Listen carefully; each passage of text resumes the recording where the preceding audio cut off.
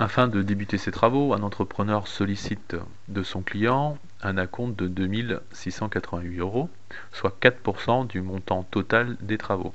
Sachant que le client pourra déduire 25% du montant global des factures de son revenu imposable au titre de l'année 2007, calculer le montant de la facture globale des travaux qui sera établie par l'entrepreneur. Et vous avez 4 propositions. On va présenter ça sous forme d'un produit en croix. Donc 4% est égal à 2688 sur x.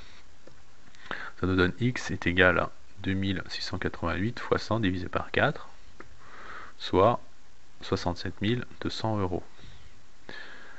Le montant de la facture globale qui sera établi par l'entrepreneur est de 67 200 €. Et comme la déduction fiscale n'intervient pas dans la facture globale de l'entrepreneur, on va choisir la réponse T, 67 200 €. Un parachutiste effectue un saut à une altitude de 4000 mètres. Il tombe en chute libre à une vitesse moyenne de 200 km/h et ouvre son parachute à 1500 mètres d'altitude. Sa vitesse moyenne est alors de 20 km/h. Quel temps s'écoulera-t-il entre le moment où il s'élance de l'avion et celui où il touche le sol? Donc 4 propositions, 5 minutes 15 secondes, 5 minutes 25 secondes, 5 minutes 45 secondes ou 6 minutes et 5 secondes. Alors tout d'abord il faut savoir qu'une heure c'est 60 minutes et c'est aussi 3600 secondes. On va définir par A le temps de chute libre et par B le temps après l'ouverture du parachute. Alors commençons par calculer le temps de chute libre.